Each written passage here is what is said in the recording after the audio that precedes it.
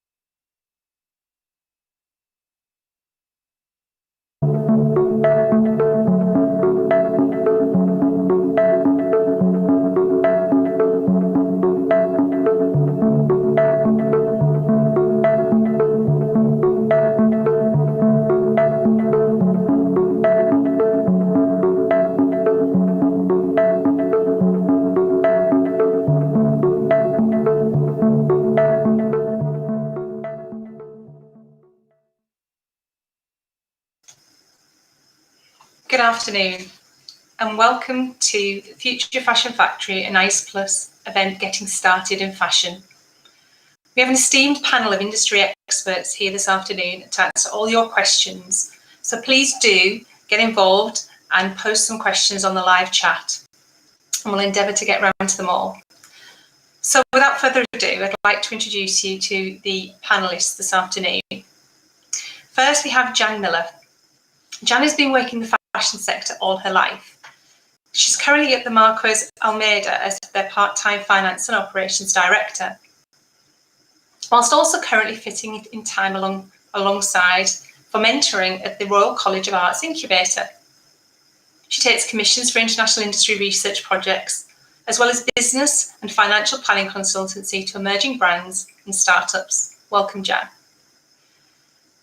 Next, we have Matthew Cunnington and John Sanderson, the founders of the award-winning women's wear brand, Cunnington and Sanderson, creators of sustainable, innovative and contemporary fashion design and teachers of their own zero-waste draping workshop presented to universities internationally and online.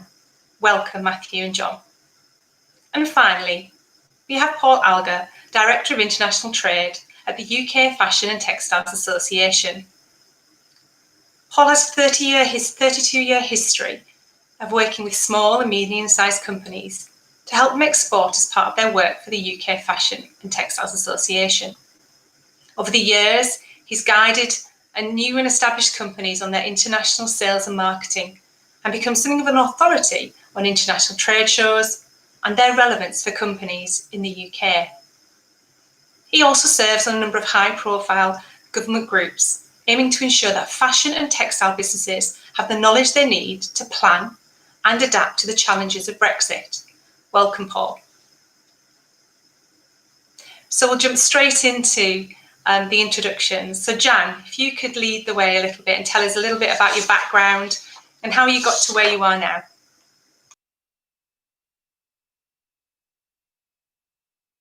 I've been involved in the fashion industry all my career. I originally did a BA Fashion and Textile Design degree at De Montfort University, and that was followed by a master's, more theoretical master's. And I ended up with my first job in the fashion industry at the end of the 80s, doing trend forecasting, working for Courtaulds Fibres, promoting their acrylic fibre into the high street.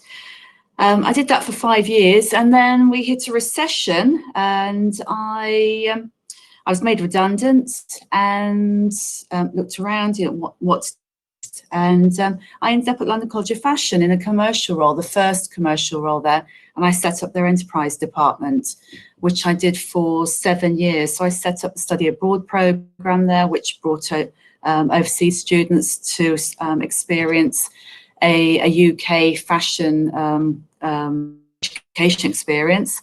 I set up the summer schools, the commercial evening courses, commercial training for the high street, and all sorts of enterprise activities there.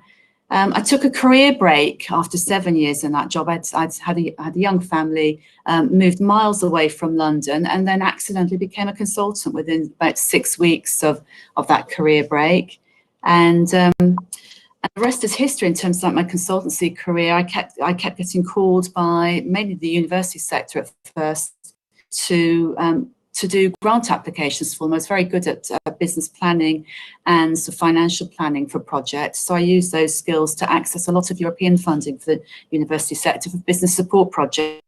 And then sort of magic happened for my career, and I ended up mentoring and coaching on some of those business support projects, which is how I got involved with the Incubator Prize, which I joined in 2005 in a freelance role, accessing their finance for them and starting a long career of mentoring trainers. And I did that until 2017, when I moved over to Royal College of Arts to their incubator, which is sector agnostic. And I work with a lot of different creative businesses there, so not just fashion. And it's super exciting because I'm not in this silo of just talking about fashion all the time. I'm looking at lots of other sectors and sort of borrowing different aspects of their business models to apply to the fashion business I'm working with. And alongside that, 5 years ago, I was invited by Marcus Almeida, who I had mentored since they'd started their brand, and they'd literally just won the LVMH award, and were looking to put more structure in place. And they asked me if I'd come into their business in the finance and operations role part-time, which I did. And that's been a wonderful journey for me in the company. I've learned a lot. I've been able to apply lots of my mentoring and consultancy skills in there, but equally I've learned so much from being in a company. The other work I do, sort of taking the learnings out into the sector. So that's a little bit about me, Sarah, and how I got here and what I do. Thanks, Jan. I fear an hour's not going to be enough this evening to find out all about these questions we need answering, but yeah, that's brilliant. Thank you so much. So next we have Matthew and John. If you could let us know a little bit about yourselves, a bit about your background and how you got to where you are now. Hi, good afternoon. My name's John Sanderson. And I'm Matthew Cunnington. We are the founders and designers of innovative womenswear brand Cunnington and Sanderson. Established in 2012, our contemporary brand is based in Yorkshire. I would like to just show and share a few images with you to introduce our company.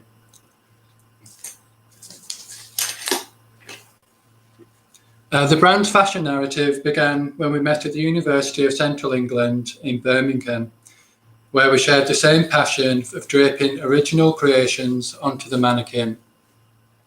Onto image 2, please.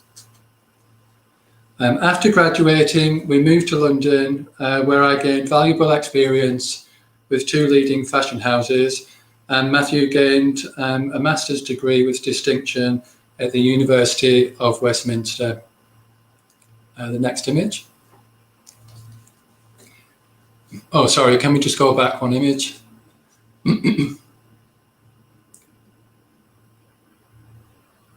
Sorry, can we just go back? Sorry, technical difficulties.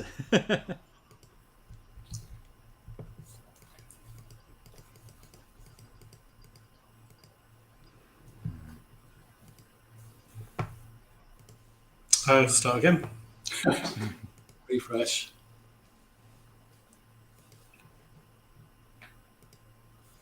Okay. So if you just go on to the next slide, please. Okay, that's fine. Thank you. Okay, so every collection is inspired by a narrative. Each and every garment holds within its own emotional symbolism and characteristics, which makes all of our designs unique. All of our designs are draped by hand and manufactured in Great Britain. Craftsmanship, volume, creative pattern cutting, and thought-provoking silhouettes are all recognised as our brand signature.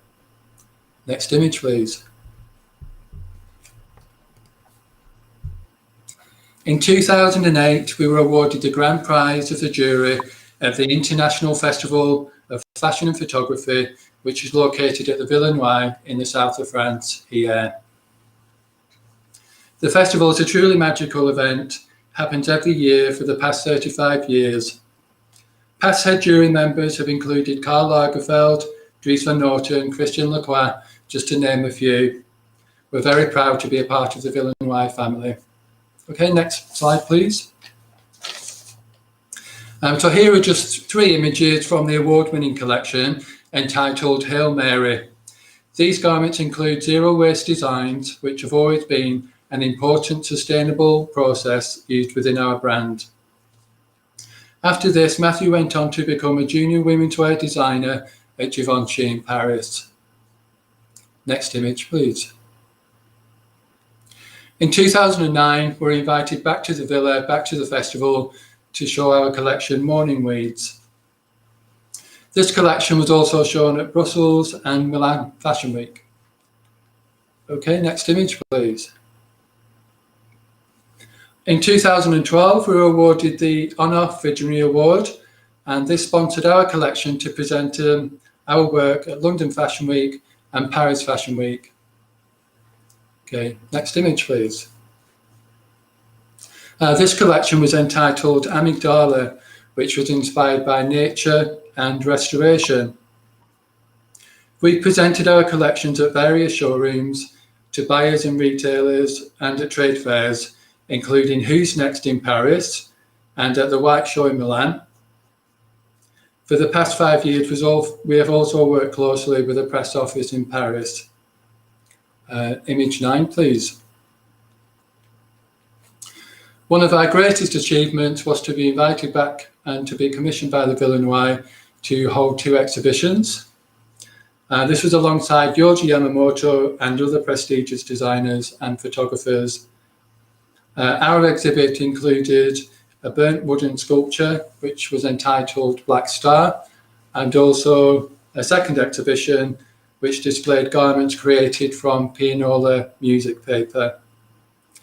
On to the next image, please. These are a couple of images from the Lotherton Hall Museum, an exhibition that we're invited to. A museum based up in Yorkshire that displays garments such as the pillow dress and the tailored jacket skirt. Both of these garments were made in Abraham Moon & Sons wool, which is from Yorkshire. We're very proud to work with local mills in Yorkshire, including Linton Tweed, Clissold and Hainsworth. Now to the next image, please. We're also commissioned to do the creative direction for the exhibition for Leeds Museums and Galleries. These are the images that we use for the exhibition and for the promotional materials. Okay, next slide. These are just a few examples of the international press that we gained from that collection, including the pillow dress. These are magazines from Sweden, China, and from England. Okay, just next slide. Sustainability matters to our brand, Cunnington & Sanderson. Our brand has always sourced fabrics from local mills and made luxurious garments made to last and to be cherished, promoting slow fashion and extending the longevity of our clothes. We also work very close with our production team and our suppliers because we feel it's very essential to be traceable and transparent. Okay, next image. Our latest collection portrays a message of hope that has been featured on Vogue Italia. These garments have been awarded for the use of zero waste design, made in organic fabrics, and innovative use of sustainability. This collection is sold wholesale on the New Order platform online. And just on to the final slide. So for the past 5 years, Cunnington and Sanderson have enjoyed social sustainability, teaching the next generation of designers the importance of making sustainable clothes. Cunnington and Sanderson have presented our own draping workshop to domestic and international universities. With the use of technology, this is also now presented online. So that includes our presentation and introduction to our brand. We hope you will follow our fashion narrative. Thank you for listening. Cheers now. Thanks, Matthew and John. That's fascinating. I'm sure we're going to get loads of questions in for you guys this evening on the live chat. Please feel free to start posting your questions in the live chat so we can start to collate them. Okay, and finally, we have Paul. So Paul, would you like to give us a brief introduction on your background and how you got to where you are, please? Certainly. Thank you very much. Good afternoon, everybody. I came here by accident. 32 years ago, I was working in the food import exhibition, and somebody threw a trade show application form and a file onto my desk and said, "You're dealing with this now." So I began very quickly to have to understand how trade shows worked, initially in the food industry. And I remember very clearly that this was one of these bare space exhibitions. And so the person that was giving me the file said, "Here's a blank piece of paper. If you do nothing between today and the day that the exhibition starts, then when you arrive at the exhibition, you will still be sitting there with a blank piece of paper. Nothing will have been done." And then a few years later, I moved into the fashion industry by accident, working for the British Knitting and Clothing Export Council down in London. And then when the BKCEC, or UK Fashion Exports as it became known, merged with the British Clothing Industry Association back in 2008, 2009, I seem to remember, UK Fashion and Textiles was born. And so UKFT, as the name would suggest, is intending to bring the fashion and the textile industry together. And we're particularly pleased to have been involved in a number of initiatives bringing designers, including designers based in Yorkshire. Great to see what John and Matthew are doing, working with the UK's very dynamic and vibrant textile scene. So we are very much part of that with our Let's Make It Here campaign, for example. The main focus of my work, as you would probably expect, is around international trade shows. I probably spend about 80% of my time talking to small businesses about how trade shows work for them, how to prepare for an international trade show. But we invariably find that before you can start to take a company to an international trade show, you actually have to teach them how to sell in the domestic market. And that's very difficult. Unfortunately, we live in an environment, or work in an environment, where retailers are very reluctant to pick up anything new. And most of our designers have worked out that they need to have their own routes to market, independent of buyers, department stores and retailers, if they want to be successful. So my work has changed from being just about trade shows and advice on which trade shows work, how to approach them, how to prepare, where there is funding, accessing grants, for example, to how do they create their own digital platforms, how do they work, and how do they make sure that whatever they do in their wholesale business also is compatible with what they're doing in their business to consumer. Because most companies have a huge amount of problem understanding that if you undercut your wholesale customers on your domestic pricing structure, then those people will leave you and you really want to keep them. So a lot of the work that we do at UKFT is around making sure that we get that balance right. We signpost sources of help. We work very closely with government, with organisations like the Department for Trade and Industry, and we work very much with most people, I would say, and more recently I've also in a personal capacity been doing some things with the Fashion Revolution guys, who, if you're not familiar with them already, you certainly should be. They launched the hashtag Who Made My Clothes campaigns, which are aimed at making sure that people understand why they should be paying more for sustainable fashion. I suppose the things that I've been most proud of in my 32 years so far, from when I came into the industry unexpectedly, I fell in love probably with the people rather than the products, first of all. I'm not a fashionista. I'm sort of able to stand back and look at it and say, well, how do we sell this? I think we certainly have organised things like the first British Designer Day at Russian Fashion Week, where I was privileged to sit next to the Duke of York on a catwalk show, which was rather interesting, working very closely with our president, Her Royal Highness Princess Royal, who is passionate about helping us to promote the UK fashion and textile industry. And we're probably best known for our work around Brits in Paris, where we take the largest, traditionally before COVID, international group to Paris Fashion Week in 25 different venues. So that's probably me in a nutshell. That's great, Paul. Thank you so much. I think it's going to be a very interesting questions and answer session now. I'm intrigued. A little bit about me. I work at the University of Huddersfield as part of the enterprise team, and I work as an business advisor. So I'm asked quite a lot about how to get started as a fashion brand. So I was quite excited when Sarah from the Future Fashion Factory organised this with ourselves at the University of Huddersfield. The questions have been rolling in over the last couple of weeks, and we've tried to group them all together so we can get everybody's questions answered. So if it's okay with you guys, I'm going to jump straight in and ask the first question. So this question is directed to Jan, first of all. So Jan, we've had a question. What are the benefits and challenges of using your own name for your brand? Could you rattle that, please?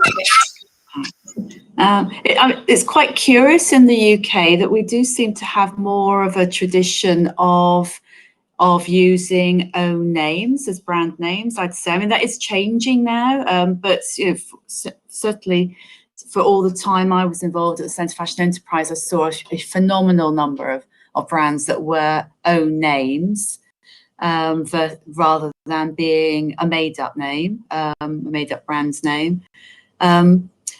As your business, I wouldn't say that a startup should think about registering a trademark straight away. I think it's about market testing first of all, and see whether or not the product is going to sell. And if it shows it's got some traction, then I would definitely look at investing in protecting the brand name through the trademark.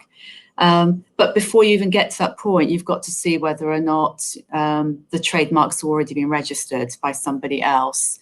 I mean, there could be some very, say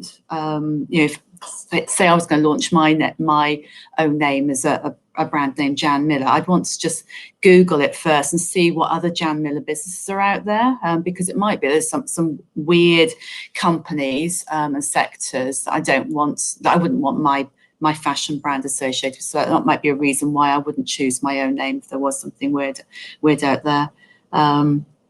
So you need to check whether or not the name's already been trademarked by somebody by somebody else in the sector, because if it has, then that means that you can't own the rights to using your name. So I think that's something to consider.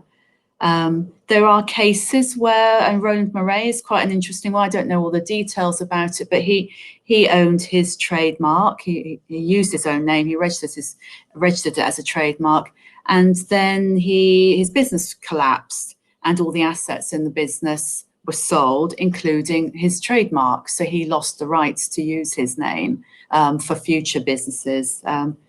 So I think that's something to consider as well, whether or not you'd want to lose the rights to your name in the future if your business did collapse, and hopefully it wouldn't. And there's just a few examples. I don't know if anyone else has got anything to add to that. No? Just by using your own name. Oh, after you. No, go for it. No, I'm just saying, just from a personal point of view, it depends on your brand itself. Using your own name makes it personal, automatic to you as well, and so you can use that as a traction within your brand. So for us, it's a personal thing as well. It's really interesting what you said, John, that there's quite a trend towards using their own names in the UK. Is that something that's not echoed across the world in other countries? I mean, Paul, do you find that it's mainly the UK? I think, as Jan said, it's much more prevalent in the UK, and it's partly because we have a culture of creating designers that go out and set up their own business perhaps earlier on than their European equivalents might, and that's partly because there are fewer quality jobs where you're employed in the UK compared with some parts of the world. So we produce designers who come out of university expecting to set up their own brands, and I think that's part of it. And those companies tend to be they tend to find it very expensive to register their names in all of the various jurisdictions. And now that we've left the European Union, we need to go back and check our registrations for the UK and the EU separately now, and think about the United States and Japan and China and other places. But I think one of the things, to Jan's point, one of the most painful thing for a designer is if they do lose their name or the rights to use their name. It's soul destroying for designers if they do. So we do come across companies that lease their name, for example, to the business. For example, you don't have to lump it all in one place. You can protect your name so that if things go wrong, you can use it. So I think it's worth always doing something that's very non-British and thinking about the legal things that could go wrong with your business even before you've started. Yeah, very wise words. Actually leads quite nicely on to the next question, which is for you, Paul. Some tips around researching the market for your brand and understanding the needs of your target audience. That's a good question. I could almost have planted that one myself. The internet, obviously, and social media give new brands starting out the ability to research their competitors. And so that's where I would normally start. There are some brands who very kindly have actually put their entire stockist list on their website. So that's always quite a nice thing to do.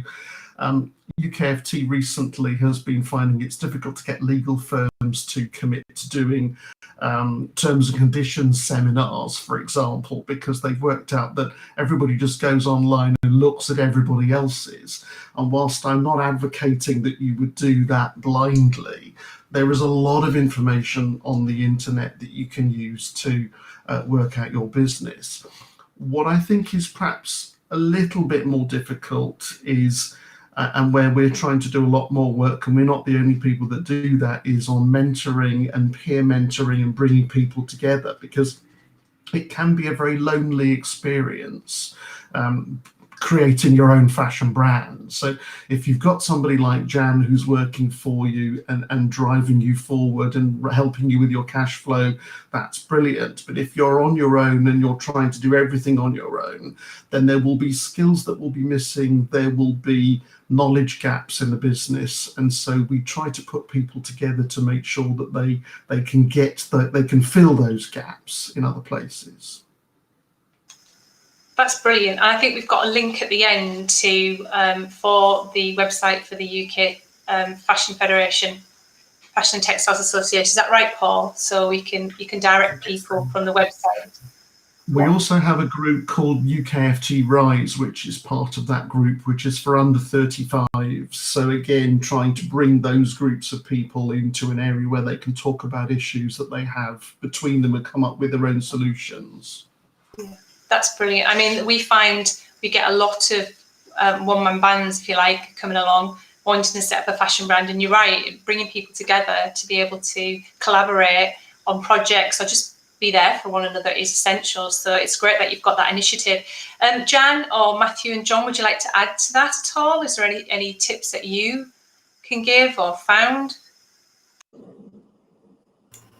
I do. Okay. Thanks, Jan. Great. I think part of the question was it was researching the market and understanding the needs of the audience. And I just want to sort of stress that word needs, because, you know, we've gone through a year of this pandemic, and I don't think the world needs too many more fashion businesses the same as all the others. So I think we definitely, the audience has to need, not just want, more fashion, whatever the fashion product, whatever the brand is producing. There's got to be a connection with between the audience and the brand. So, not just churning out another same old fashion business idea. It's got to have a point of difference. It's got to be needed. Just wanted to add that. No, that's brilliant. Actually, I was at a fashion event recently, and it was discussed that there's never been a better time to go it alone as a designer and then set up a fashion brand because of COVID, because and the spotlight's kind of on you starting your own business and manufacturing in the UK. Do you have any thoughts around that, Jan or Paul or Matthew and John? Anybody? Somebody? Yeah. I think, I don't know, I personally, it's been a difficult year for, I think, every industry or majority of industries. And I think I personally wouldn't like to start a business, particularly at this time. Just, you know, it's difficult as it was when we started. And I just don't know. For now, I wouldn't personally start a fashion brand at this time, because you see all the high streets that are, you know, the companies that have closed down, you know, the companies that are going into liquidation, and to add to that, I think it's very difficult. I think it's a good time to be experimental. I think with the new markets, again, like you said, with the internet and the new technology, it's a good time to really test the waters and to really put your message out there. So it's a good way to discover your own brand and then work out ways of how you're going to market that. So I think it's a good time to really be experimental. It's really interesting, because I think we all can agree, we've all kind of shopped more local and supported independent businesses through the COVID times and paid a higher price for that because we're happy to have that service. One of the questions we did get in, which probably feeds quite nicely into this, is tips on how you can justify the higher prices because the products are made in the UK, and how you would overcome that as a new venture. So that's probably to you, Matthew and John. I think it's what we think is perhaps if you get the target customer correct, if you know, and then you can perhaps justify the prices a lot more because the customer understands your product, and if you're explaining your product to them really well, that they understand why the prices are high, whether you're having quality manufacture, quality fabrics, and then the uniqueness of the actual design, perhaps even going to the process of that design and the traceability of where everything has come from, the fabric, the manufacture, so that you're trying to ask the customer to really understand the costings in a way, you know, basically of, you know, why the price is what it is. It's the craftsmanship as well, isn't it? The individuality, what makes that garment special. So hopefully, you know, you want to explain as much as you can for customers to understand. Yeah, that's really interesting. Come, Paul, yeah.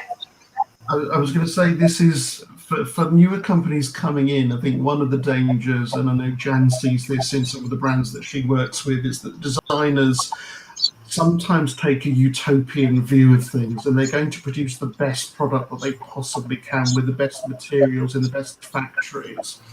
And then it becomes a difficult realization to work out that this is still a very price-sensitive industry, even in the premium end of the market. So you know, John and Matthew are absolutely right. Getting the product right, getting something with a strong story, for example, is important. But it's no accident that a lot of UK manufacturing designers find that there is very little demand for their product closer to home in the UK, where consumers perhaps are less willing to pay the extra, whereas there are certain markets around the world, Japan is one of them, the United States is another, where they are often willing to pay the premium for something that's made in the UK. I'm not saying that made in UK is always more expensive, because as we're about to find out with Brexit, the cost of getting goods across that hard UK-EU border is going to increase companies' costs if they're manufacturing in the EU. And so some companies are beginning to look at bringing some of their manufacturing back to the UK. So one brand in particular ahead of this, Barbara Allen, a London-based design team, brought their manufacturing from Italy into the UK because they knew that it was going to be expensive and complicated to continue to make in the EU.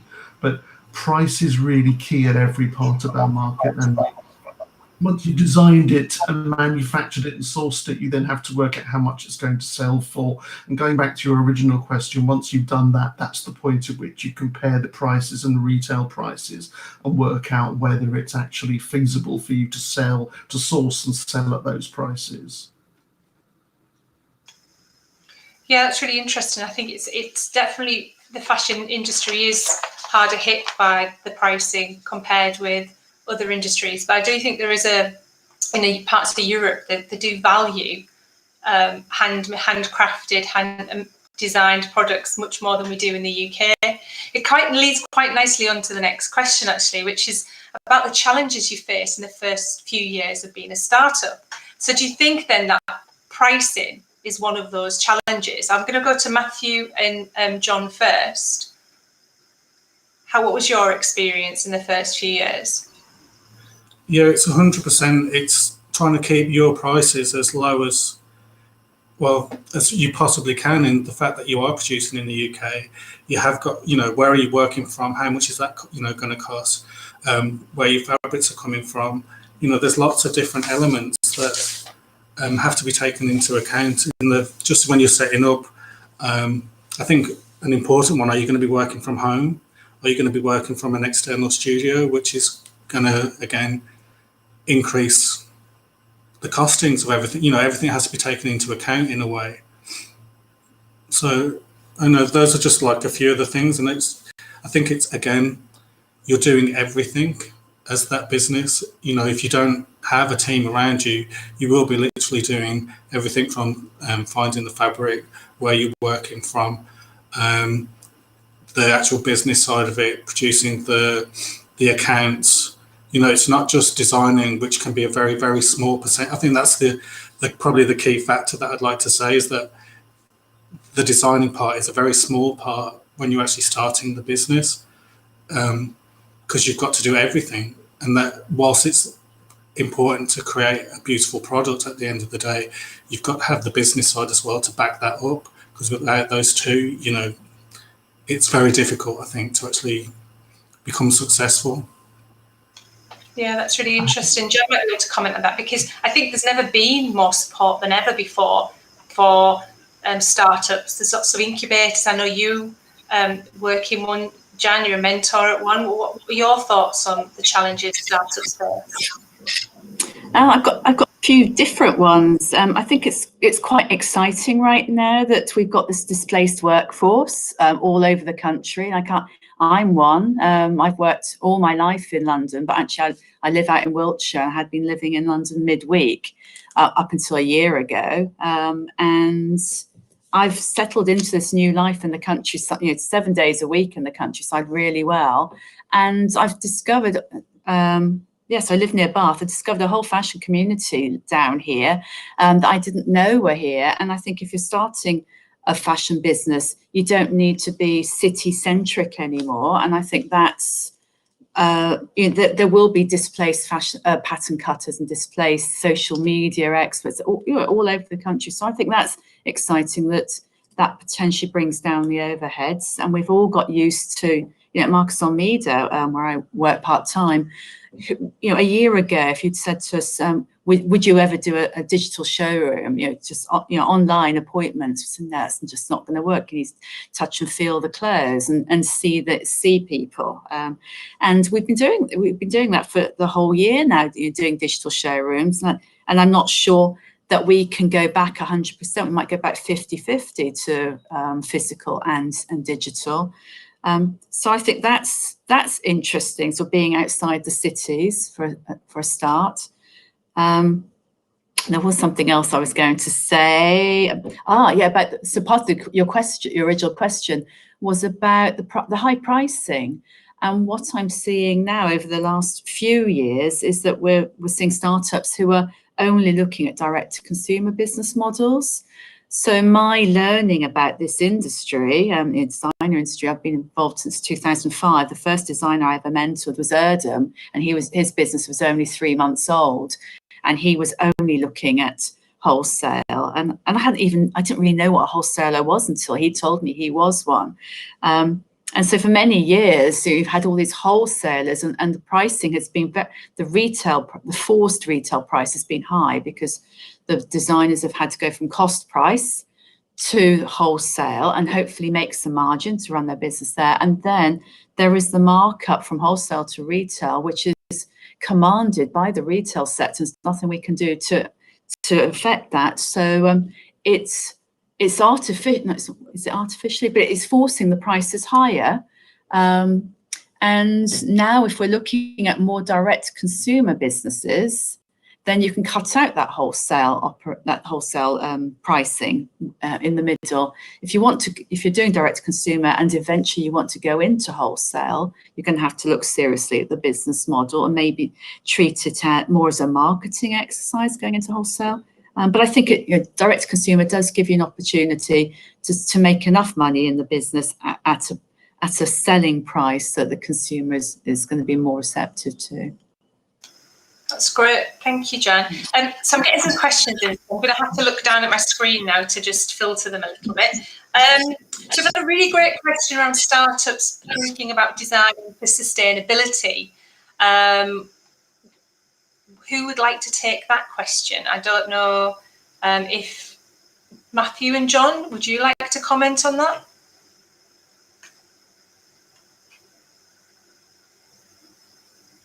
Do you just want to unmute? Yeah, just didn't quite hear the question. Sorry. So we just had a question in. I'm trying to work out who it's from. It doesn't say. It's just to say about should startups be thinking about designing for sustainability? So around the sustainability aspect? I think it's increasingly important to have that aspect, regardless of, if you look at even like big companies like H&M, they're trying to increase sustainability throughout the company. I don't know, is it by 2030 they want to be perhaps fully sustainable? I think maybe. Yeah. I think it's a big reference that you should perhaps think about when you're actually starting to actually incorporate that within your brand, because the amount of fast fashion that there is around, why would you want to add to that? The amount of, I want to say, like disposable fashion that is around isn't. Why would you want to, add to that as when you're starting to think about? So I would definitely introduce that as your business setup in the first place. Yeah, there's many different aspects of being sustainability. It's not just one thing that's right or wrong. There's things from your packaging, using recycled materials, your ethics about your company. I think you have to be interested, you have to be motivated to do that as a company. I don't think you can just tick a couple of boxes and say, we are sustainable. You have to be knowledgeable, and you have to want to learn, and you have to want to constantly improve your brand as a whole and how you present that to the world or to your market or to your customer. So I think it is very important, but again, it's obviously up to the individual. Yeah, I totally agree. And it's important you embed it in the culture of your whole of your business, isn't it, really? Otherwise, you're not committing to it fully. And that question was from Charles. So thank you, Charles. Okay, we'll go back to... I think, Sarah, just briefly on that one, because one of the things that we find that we have to be very vigilant as an industry about greenwashing, picking up the points. from John and Matthew is there are lots of retailers out there that will want to greenwash, will tell consumers that something is green when it's not. And so at UKFT, we look very carefully at not just the sustainable side of things, but also the ethical side of fashion. So sustainability is kind to planet, which is important, but kind to people. So the ethics of the business, I think picking up your point, is really key here. And if those two are missing, then it isn't really sustainable. And that's such an important factor, isn't it? And I think that's what we're picking up more than ever over the last year, that we're using local suppliers, local farmers, and we're paying them, they're getting paid a living wage or more than a living wage, which they should do. And there's something there's a feel-good factor to it, isn't it, as a consumer? So do you optimise on that, Jan, in the early stages of your business, in terms of your story and your marketing? Yeah, for sure. Yes, definitely. Something I've been thinking whilst listening to Matthew and John and Paul talking is that there's a whole other skill set here, a knowledge set that's needed. Fashion designers. Matthew and John were talking that if design is only a small part of what you do, and you've got to learn to run your business, but you need to understand about sustainability for sure as a skill set. Yeah, well, thanks, Jan. That leads nicely into the next question, which actually I'm going to direct to Paul, which is about advice for people wanting to pursue careers in non-designer roles within the industry, so such as cutting, machining, maybe speciality in fashion marketing. What would your advice be around that? It's a good question, because we often concentrate on the fashion design and the manufacturing and don't think about the other roles. I know certainly during the lockdown, one of my colleagues, Celia, who's based out of what is effectively talking about hyper localization, we now have what is effectively a Liverpool office as well. And so Celia has been working with a number of people on a project called So Connect, which is very much looking at how you encourage the next generation of people that sew, for example. And that's led on to a request from people to help them to find jobs and to find people that will sew, for example. So there's a whole bunch of these guys out there doing really good jobs. And going back to Jan's point earlier on, they don't need to be based in and around London. So there is quite a lot of work around that. Certainly on letsmakeithere.org, which I'm sorry, it's a plug for one of our sites, there is the possibility to register as somebody in that area, so you can certainly do that. And there are other ways that we connect people that are doing those things. But there's lots of freelance designers, for example, that are really looking for work. Lots of manufacturers needing support from different people, for example, to help them with their business. So all of that's possible, and we are doing quite a lot of work on it, and it's generally through our website. I'm not quite sure if I've cut off there. Can you still see me? I can see you, yes, indeed. Great. It's all very confusing, isn't it, on YouTube? That's brilliant, because I think it's so important that we do build up the workforces that we've perhaps neglected over the years and bring that skill back to the UK and certainly encourage people to choose that as a career path. So it's great to hear the work that you're doing. And again, we'll have the link at the end, which will allow people to see the website and the work that you're doing. Thanks, Paul. So we're kind of running out a bit of time, and we've still got lots of questions. So I'm going to try and just get some of these summarised now. So forgive me for looking down. Okay, so Jan, we've had a lot of questions in around getting started. So samples, choosing a manufacturer, especially if you want to choose a manufacturer in the UK. Do you have any tips? How do you source reliable, sustainable suppliers? Could you give any advice around that? Okay, I'm glad this one came up, because whilst Paul was talking about the Let's Make It Here database. I wanted to give that a plug. I actually I was one of the team working with Adam Mansell many years ago on the first iteration of it, and I had to go on it at the beginning of this week actually to look for some new manufacturers for a startup I'm working with at the moment. And we was, as a user of it now, I was really delighted by what I found, because there were sustainable credentials on there. It had minimum order quantities for some of the factories as well. So I think that's a really, really good place to start in terms of finding somewhere.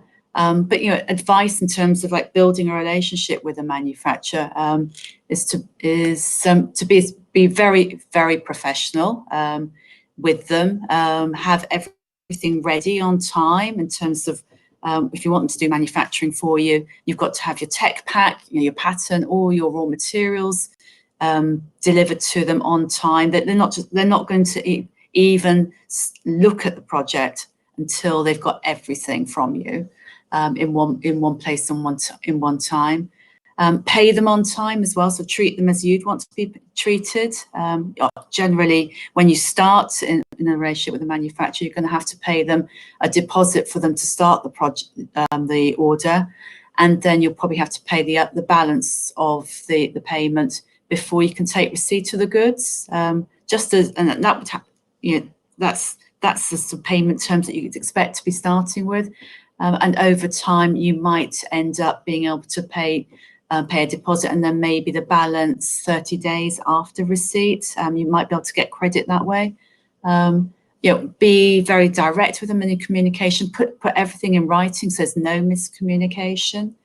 And in terms of like things about sustainability, if there aren't credentials on their website or in the pack they're going to send to you, ask if you can take some references.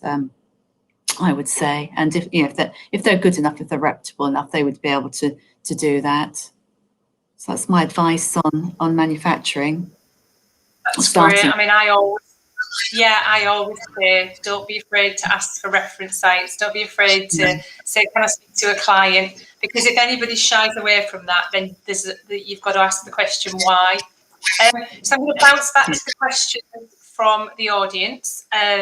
So Iman has asked, and this is probably to Paul actually, more than anybody, do you think the promotion of local consumption and local production is often used as greenwashing? There are hundreds of places in Asia, for example, that have fantastic sustainability practices. What are your thoughts on that? It's another great question. And I probably spent the last 20 or so years suggesting to people that if they manufacture in the UK, it's automatically ethical and sustainable. And we all know that that's not always the case. There are always going to be debates about this within the industry. I've always been of the opinion that a lot of our sustainable companies that source sustainably and ethically out of China, there are some serious questions around some of that. So we only have to look at the newspapers and what China's been doing with the Uyghur community, for example, in China to question that. I think it does come down to the mixture of sustainable practices in the sourcing and being kind to the planet, but also very importantly, making sure that people are being looked after. And I suppose I would say the further you go away from where you are based, the more difficult it is to make a random check. So as a designer based in the UK, for example, if you're based in Huddersfield or any other part of the UK, if you have a UK manufacturer, you can jump in the car and you can go and surprise them if you feel like it with a visit to see that what they're telling you they're doing is really what they're doing. That's much more difficult when you're traveling to Asia. So there are companies that can help you to do those checks further afield in India, Bangladesh, Pakistan, for example, and China. Companies like SGS and various other of these companies can do it for you, but it becomes more expensive. But I think it then means that a lot of our designers work on trust. So they talk to each other and find out which of the factories that they believe between them are the most ethical. Because it's really important to get it right. I think reputations can be damaged if you make a claim that appears to be really good and then find that actually what's really happening is not happening that way at all. So, and the bigger the reputation, the more danger they face, because the higher they are, the harder they tend to fall.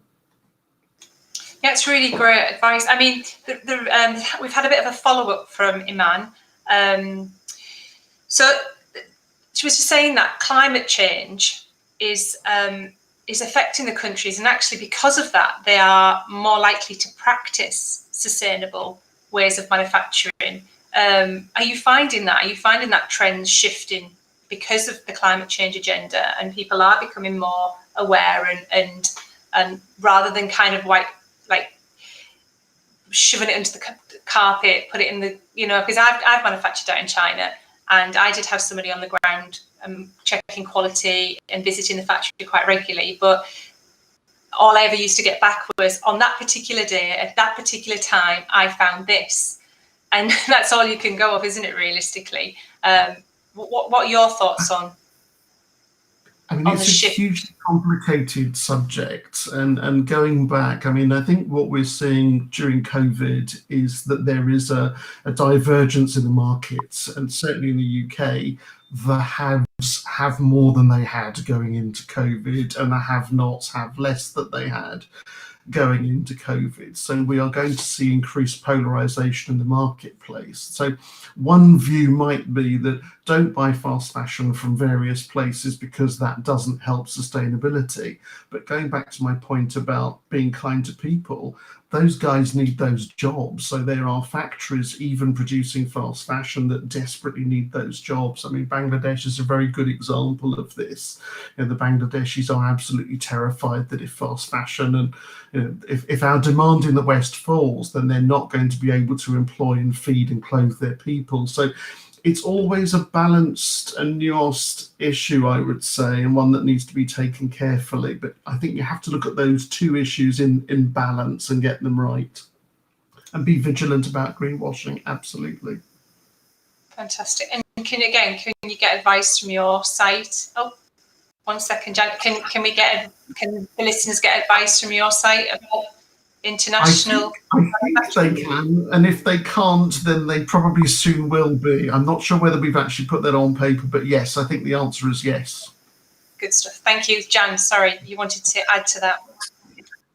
Yes, it's just a very small anecdotal thing. It's a massive question you gave, Paul, and I don't have a huge amount of experience in it, but I went to Kenya about 18 months ago to do a piece of research about the fashion industry there for the British Council, and I was framing all these questions about sustainability, trying to find out what they were doing about sustainability in the sector, and there was an independent researcher on the ground there, and she was asking the questions and getting nothing back. And I was lucky enough to actually visit a few months later and met lots of designers, and they all had like social impact stories. So they were looking after people over there without realizing that they were doing it. And I came away in complete awe. And examples are, because of climate crisis, the agriculture industry in parts of Kenya is sometimes shot to bits because of droughts, for instance. And so the agricultural workforce are out of work for a while. So some of the fashion designers were upskilling the agriculture workforce to become tailors and machinists. Another project another designer had was reskilling people from the sex industry, which is great. It's putting more people into the fashion sector. So I saw lots of social projects going on over there, which I think are as equally valid for the sector as the environmental ones. It's really interesting. It'd be great to see more work done around raising the profile of those people and those villages or those places that are doing that work. So as a lead into people who are looking to get into the fashion industry, they've got factories or groups of people that they can rely on and know that they are meeting standards that they want for their business. So we are running out of time, but as I said, we have so many different questions. I think what I'm going to finish on is a bit of a round robin, starting with you, Matthew and John, is about what are the most important first steps to starting a business? Research into every aspect of the business, whether that's from what Jan was saying earlier, the choice of your manufacturer. Do they have everything in one place to actually produce, whether it's your garment or shoes or whatever it might be? Do they have even like the basics like buttonholing in their production? Just simple. It's all on one site that you can actually produce everything there. What was the other thing? And even perhaps like looking into like a showroom.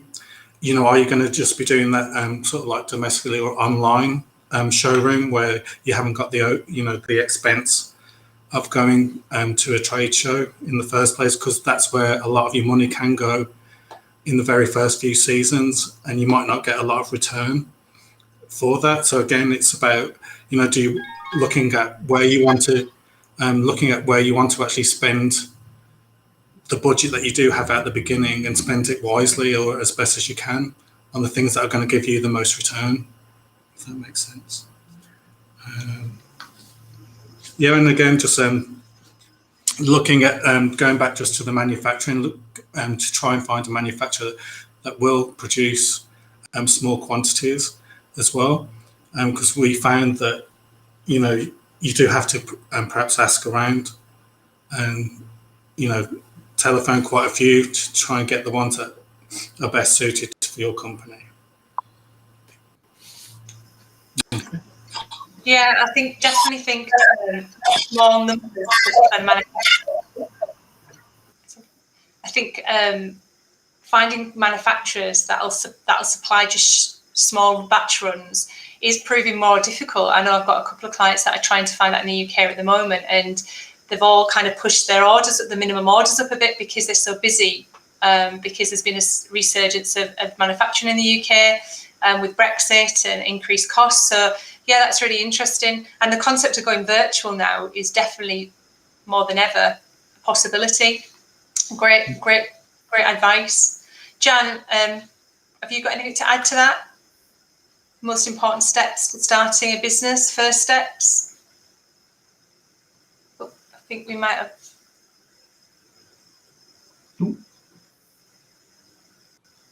Okay, Paul. Not sure if we've lost Jan. Can you answer that? I will, and I'm sure Jan will be back. She's nothing if she's not tenacious. I'd say follow the money. You heard from John and Matthew that this is about running a business. One of the things that we hear a lot from designers is that they think it's all going to be about the design, but running the business, running the cash flow, managing the relationships, doing the research, making the teas and coffees for the people doing your fashion show are all part of the business. That's absolutely spot on. Get your story right. Make sure that you're communicating very clearly with people, and that if you're going to markets like Asia in particular, they want a story. If you don't have a story, then you need to make sure that you invent one. Get your elevator pitch right so that people know everything they need to know about you in the first 20 seconds, if you possibly can.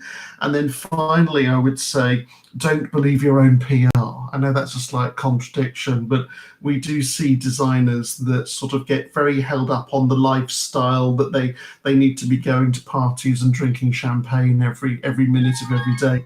That becomes very expensive for your business. Ultimately, keep a very tight control on the money, because although multi-channel gives you the ability to connect with people across all industries and to build and forge new relationships, you've already heard that you've got to be able to do everything and to do it right, and that costs money. Music to my ears. I'm hoping my team are tuning in at this moment in time. They'll all be like doing little giddy dances, because these are all the things we constantly say to our students and graduates. And we run Pitching Club for that purpose, because being able to say in a few sentences who and what you do is pivotal in the early stages of your business. So thank you, Paul. Jan, I think you froze as I went to you, although you did eloquently freeze and you look beautiful. Would you like to just add to well, you probably missed a lot of what Paul said, but would you like to add anything? It's about understanding the industry before you come into it. So there's not too many surprises. I mean, there always will be surprises, and you're learning all the time. I'm still learning. But it's things like, I mentioned payment terms with the manufacturers.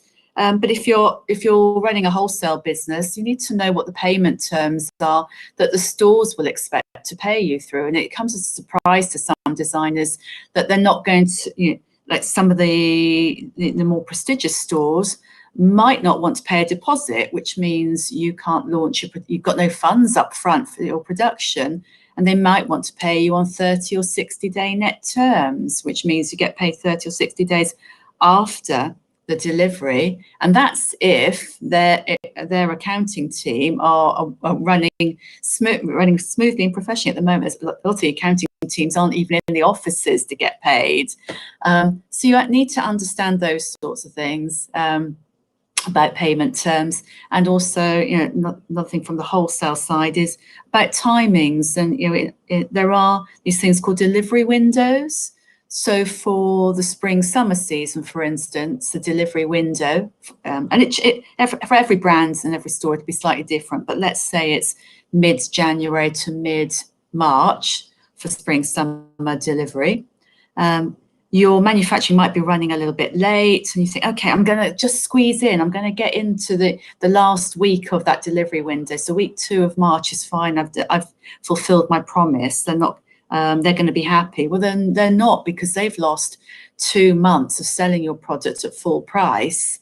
So you need to deliver right at the beginning of the delivery window, because the way the retail system is set up at the moment is that, roughly 2.5, 3 months after the end of the delivery window, everything goes on to markdown, and the stores rank you. They rank you on your performance, and it's called sell-through. So how much of your product is sold at full price before it gets marked down. And if you don't score very well, they're not going to make much money out of you, and they're going to drop you. They'll find another talented brand to buy. So just understanding those sorts of mechanisms in the industry. And there'll be in direct consumer, there'll be other examples I can't think of right now, but each sector is going to have an awful lot you need to learn that you won't have been taught at university. I always used to find as well, the brands that as a buyer, the brands that delivered quickest at the start of the season, the ones that sold through best, because the level of excitement for them arriving was there, and they optimized on that early kind of adopter. And we always sold through on those. The ones, and it is down to production, because everybody wants to hit that first kind of window. It's down to whether you've got the production in place and the relationships with the manufacturers. So relationships, I find, are everything. Building those relationships, nurturing those relationships, and keeping the communication going. So we are coming to an end. I literally could speak to all of you for hours, because it's fascinating, and we didn't get through all the questions, sadly, but I do hope that we've done the listeners justice, as we've covered as many as we possibly can. I'd like to thank you all so much for your time this afternoon. I'd like to thank Sarah from the Future Fashion Factory for organising this, and our team at the Enterprise team at the University of Huddersfield for freeing my time up to be involved in this, because I truly am passionate about inspiring that next generation of entrepreneur. And without further ado, I'm going to allow Andrew now to put the credits up. What's going to happen now is that the end credits, for anybody listening, should have everybody's contact details that are on the screen, links to be able to connect with some of the advice we've given this afternoon. And we do encourage you to use those opportunities to get in touch, so we can help you along and nurture your entrepreneurial skills. So thank you very much. Would you like to say anything, guys, before we go? Thanks for listening. It's been really enjoyable. I just want to say good luck to everybody. I'd say it's a fabulous industry. If you get it right, then, and I hope you will, then you will find it will give you many, many years of happiness. Fantastic. So thank you so much, and do tag us on any images and let us know about your journey to anybody who's listening to this or felt inspired. We also have a project at the University of Huddersfield called ICE Plus. There'll be a link at the end. It's an employability and enterprise initiative. Do get involved. It's an opportunity to solve real business problems. And I'm going to leave it now. So thank you so much, everybody, and over to you and the credits, Andrew.